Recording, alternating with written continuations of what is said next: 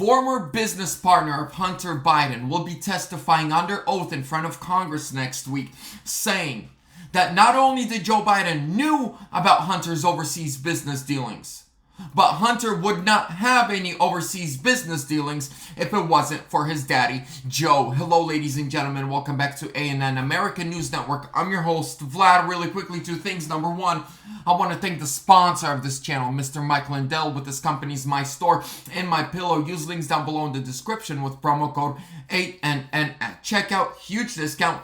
There's also a link to my merch store, MegaMerchUS.com. Patriotic t-shirts all around $25 or less. Bumper stickers around $7. Free shipping anywhere in the United States on all orders. Can't beat that. But hey, you're here for the breaking reports and the news of the day. Let's get right into it. We are witnessing the beginning of the end for Joe Biden, his administration, and his terrible presidency.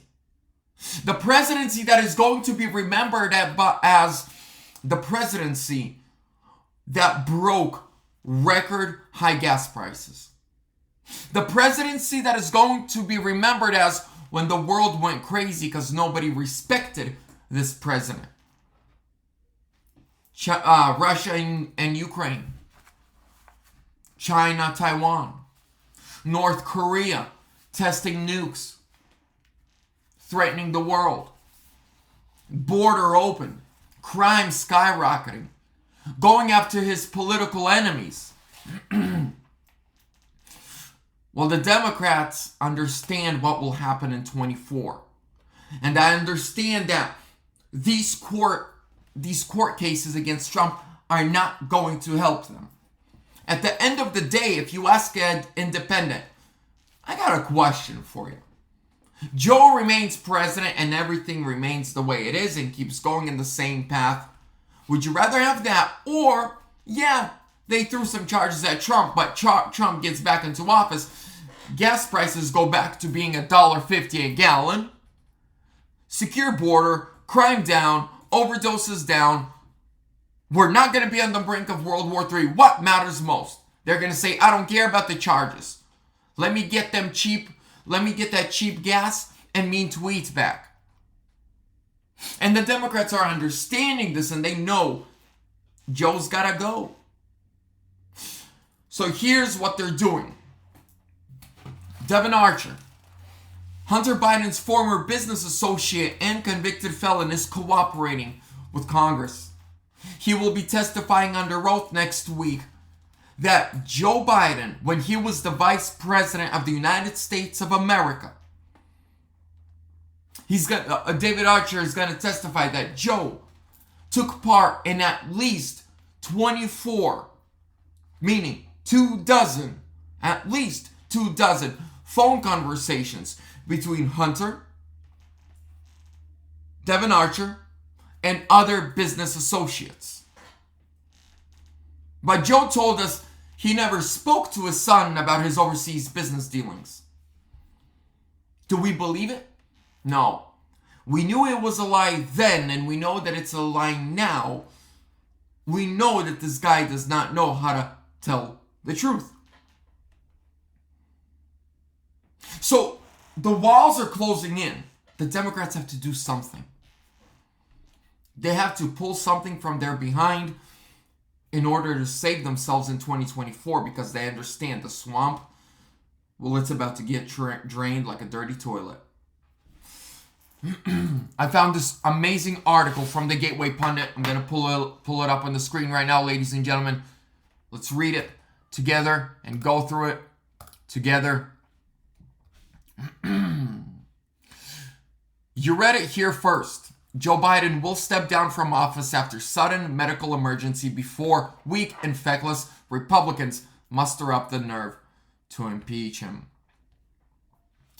On Tuesday, the House Oversight Committee released a 14-year timeline of the Biden crime family influence peddling and selling out America to foreign regimes, including the communist China. The Oversight Committee is likely just scratching the surface of the criminal actions by Joe Biden, his son Hunter, and the extended Biden family. The Biden family was selling out America to Ukraine, Romania, and communist China. There is plenty of proof. On Wednesday, IRS whistleblower Joseph Ziegler confirmed in sworn testimony to Congress that the Biden family received approximately $17 million in bribes from China, Romania, and other countries in exchange for political favors. On Thursday, Senator Chuck Grassley released a FBI document showing Joe Biden was involved in a $10 million bribery scheme with Burisma CEO Mykola Zlochevsky. The FD 1023 form alleged then Vice President Joe Biden forced Zlochevsky, a Ukrainian oligarch, to pay himself and his son Hunter a total of $10 million in exchange for political favor. Now, we're going to go down a little bit. Democrats are moving to jail President Trump on illegitimate charges and garbage court case. Where are the Republicans? We all know the answer to this. Before Joe Biden is impeached, he will have a slip, a fall, or a medical emergency. His administration will tearfully announce Joe is stepping down from office.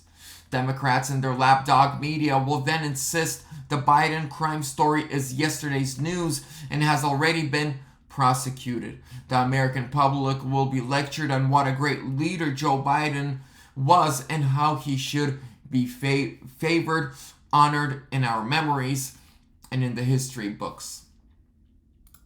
When I was reading that, I agreed with it.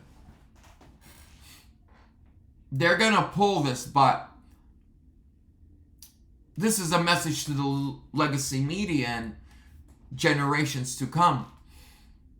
I won't stop talking about the horrendous criminality. I won't stop talking about the bribes. I won't stop talking about all the dirty things that he has done. I'm not going to stop talking. I'm going to keep telling people. I'm going to keep reminding people. This man is not to be honored. This man should be prosecuted for treason and dealt with properly. But they're going to pull this, and I believe, and many others have predicted, they're going to push Michelle, aka Big Mike Obama, and Newsom. That's going to be their ticket in 24. They understand Kamala, the most unpopular VP ever. Joe is taking second place with the played around with numbers. It's going to be very interesting to see how this all folds out, how they're going to play it. But hey, we read it from the Gateway Pundit first, and you heard it here first. He ain't going to be on that ticket. I want him to be on that ticket. See, one last thing I want to mention is I'm starting to really like, what's his name? He's running for president. Vivek Ramaswamy. I'm starting to like him. See, he saw, I believe he will be our president in 28. He saw how Ron DeSantis just messed up his chance to have Trump hand over the mantle to him. If DeSantis would have played his cards right, Trump would have given him his blessing in 28, possibly had him VP now, give him the mantle, endorse him. But no, he messed it up. And now the DeSantis camp is using AI to make fake recordings and fake videos of Trump like he said something that he never did. But Vivek is saying, I am America first. And I love Trump, and he praises Trump. Yes, he has to say things like, I believe I can beat him, and I believe I will beat him. He has to say those things. But I believe he is playing his cards right to be VP pick. If not, and 28 to get Trump's endorsement, get Trump's blessing. You can't purchase him because he's a self-made billionaire. He's got his own money. He doesn't need BlackRock. He doesn't need the big corporations. He's young. He's talented. His parents are immigrants like mine. Well, I came here as 5 years old, so he was born here. But me and him are very similar in that we appreciate what this country has offered us and given to us. And right now, him and DeSantis are actually tied in the polls. He went from polling 1-2%. DeSantis was at like 23%. Trump was at 49-50. Well, Trump is still at over 50. DeSantis is no longer at 21, 22, 23. He's tied with Vivek at 13. Vivek will come in second. DeSantis third or fourth. Not a doubt in my mind. But we're heading into some very, very interesting times. Our country needs our prayers. It needs us to be bold, to stand up for what we believe in, to remain in the Word of God, to remain disciplined, and be prepared for whatever comes next. Ladies and gentlemen, thank you so much for your time. Make sure to like, comment, subscribe, share. Trump 2024 or sooner.